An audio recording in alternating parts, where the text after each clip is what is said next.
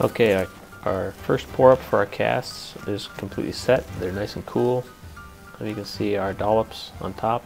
And that's going to have undercuts for our second pour up, or the base. We're going to base our casts.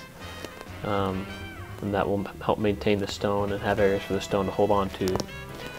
We've poured up another bag of stone. This I mix a little bit thicker because I want the stone to be, and a tiny bit of water can change the thickness or the thinness of the stone, so be careful with that. I like to moisten the surface of the stone so that it adheres better. You place your base or your second pour onto one of these plastic basing squares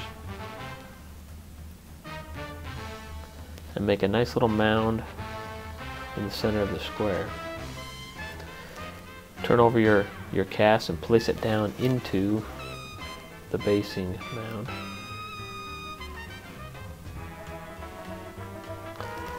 Then we're going to take our spatula and just gently form the base up around the edges of the cast. This is one reason I like it to be a little bit thicker, is because it stays in place a little bit better. As I'm placing it, you'll probably do this with a thin pour up at some point, and you'll see it's much more difficult to manipulate the stone for the base pour. This is a two-pour technique, where you pour up the stone first in the impression and then do a base second.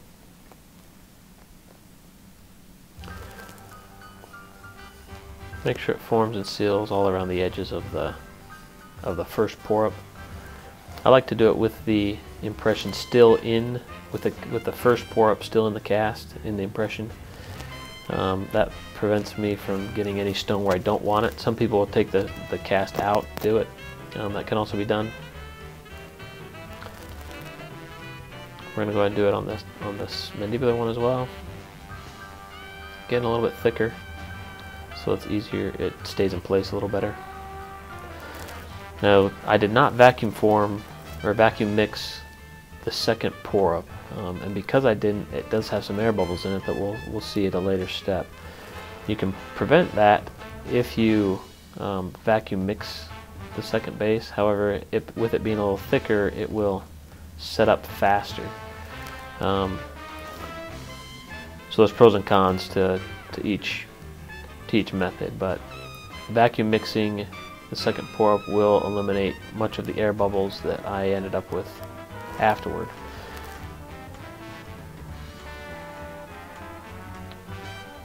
Again, moisten the surface of the cast before I place it in the base.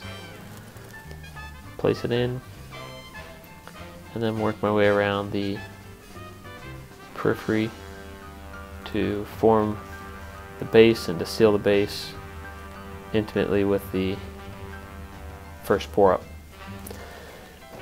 On the mandibular cast, you need to make sure you pull the stone up to those posterior portions. This is a little bit more difficult to do than the maxillary, but it's important to make sure the cast is kept level, and that will require you to pull the posterior portion up and to create these little columns to support the back of the tray. You can see in the lingual area of the base, it's not quite high enough to get to the cast. I fix that at a later step, but had I added a little bit more stone in that area, maybe I would have had to do that later step. But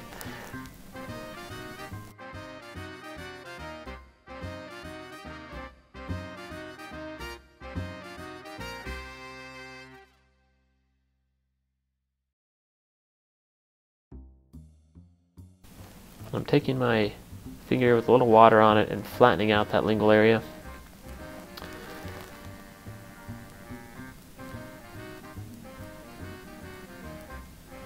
And that will just help the lingual aspect of the cast to be a little flatter. We're gonna adjust that later anyway. But the closer you can get it to at this stage, the less manipulation and less finishing you have to do later. And then we're just going to let both of these set completely. Again, the stone's going to heat up and then it will cool down. We want it to be completely cool, and that's how we'll know that it's set all the way.